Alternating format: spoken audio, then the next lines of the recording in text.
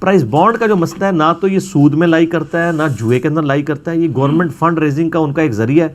مثلا انہوں نے بجٹ لانچ کیا ہے کسی جگہ پہ پل بنانا ہے 1 ارب روپے کا، اب ان کے پاس اس وقت 80 کروڑ ہے، 20 کروڑ کا انہوں نے ڈیٹ اٹھانا ہے، تو وہ پھر انسینٹیو دے دیتے ہیں کہ چلے ہم ایک پرائز بانڈ لانچ کر دیتے ہیں، اس سے 20 کروڑ کی فنڈنگ ہوگی، اور وہ یہ کہہ دیتے ہیں چلو جی ہمارے جو اس پروجیکٹ کی کاسٹ ہے وہ 1 ارب اور 3 کروڑ ہے، حالانکہ ہوتی 1 ارب ہے.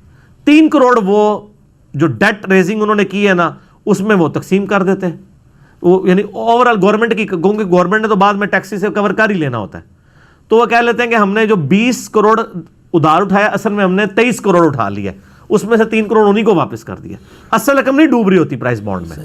اگر آپ 10,000 روپے کا یا 40,000 کا بانڈ لیتے ہیں، آپ جا کے جس وقت مرضی لیکویڈیٹ کروا لیں، اصل رقم تو اپنی جگہ رہتی ہے. باقی جو اس کو وہ وائٹ منی کرنے کے لیے استعمال کرتے ہیں نا وہ تو خیر غلط کرتے ہیں لوگ. پرائز بانڈ فی نفسی جو ہے نا وہ اس کا بالکل ایشو نہیں. سر یہ state bank of Pakistan prize bond release کرتا ہے، تو اصل میں ان کی منطق یہ ہوتی ہے کہ اگر کسی پروجیکٹ کے لیے 10 ارب چاہیے اور گورنمنٹ کے پاس اگر 4 ارب ہے تو وہ کہتے ہیں چلے 6 ارب کے ہم بانڈ ریلیز کر دیتے ہیں اور اس کی پرائس تھوڑی بڑھا کر یعنی 6.5 ارب کر لیں گے، اوپر سے جو منافع آتا ہے اس کو انہی لوگوں میں ڈسٹریبیوٹ کر دیں گے. اس میں سر یہ بھی ہے کہ جیسے اب پرائز بانڈ ہے تو وہ اب 50 سال بعد بھی اگر کوئی واپس کرنا چاہے جتنے پیسوں کا لیا ہے اتنے واپس بھی کر سکتے ہیں، اور سالانہ منافع بھی دیتی ہے گورنمنٹ، اور وہ بھی ٹیکسیز کے پیسوں سے کور کرتی ہے. اب سر اس معاملے میں نے ریسرچ کی ہے، پاکستان میں واحد انجینئر علی مرزا صاحب اس معاملے پہ پراپرلی ایکسپلین کر کے انہوں نے بتایا کہ یہ بالکل ٹھیک ہے، اس میں کوئی کبات نہیں ہے. تو کائنڈلی آپ اس پہ اپنا دے دیں مجھے. اصول کے لحاظ سے یہ بات بالکل ٹھیک ہے. پروجیکٹ فائنانسنگ کوئی ممنوع چیز نہیں ہے، اس میں کوئی سود کا بھی سوال نہیں ہے. یہ وہی چیز ہے جس کو ہمارے ہاں مزاربت کہا جاتا ہے، یعنی بہت سے لوگ کسی پروجیکٹ پر کام کرتے ہیں اور بعض لوگ اس میں سرمایہ لگا دیتے ہیں. میں نے اس کے لیے جو تعبیر اختیار کی ہے وہ پرنسپل سیکورڈ فائنانسنگ کی ہے.